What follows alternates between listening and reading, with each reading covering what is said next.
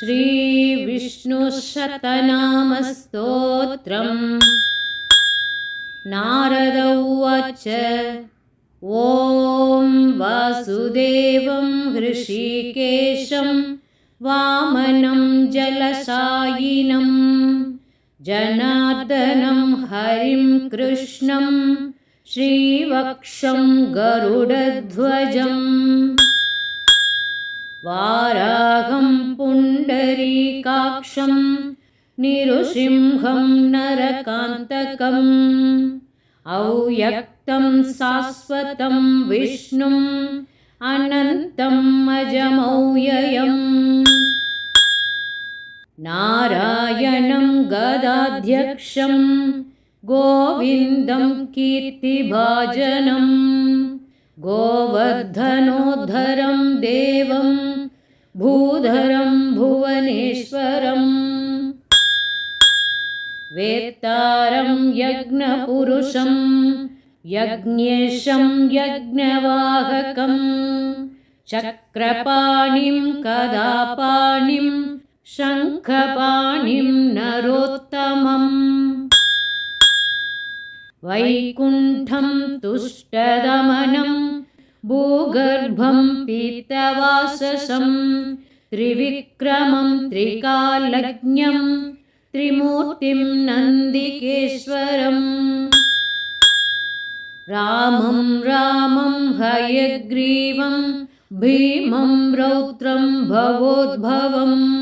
श्रीपतिं श्रीधरं श्रीशं मङ्गलं मङ्गलायुधम् दामोदरं दयोपेतं केशवं केशिसूदनं वरेण्यं वरदं विष्णुम् आनन्दं वसुदेवजम् हिरण्यरेतसं दीप्तं पुराणं पुरुषोत्तमं सकलं निष्कलं शुद्धं निर्गुणं गुणशाश्वतम् हिरण्यतनुसङ्काशं सूर्यायुतसमप्रभं मेघश्यामं चतुर्बाहुं कुशलं कमलेक्षणं ज्योतिरूपमरूपं च स्वरूपं रूपसंस्थितं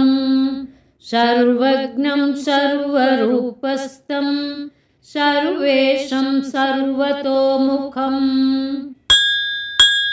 ज्ञानं कूटस्थमचलं ज्ञानदं परमं प्रभुं योगीशं योगनिष्णातं योगिनं योगरूपिणम् ईश्वरं सर्वभूतानां वन्दे भूतमयं प्रभुम् इति नाम शतं दिव्यं वैष्णवं खलु पापहम् व्यासेन कथितं पूर्वं सर्वपापप्रणाशनं यः पठेत् प्रातरुत्थाय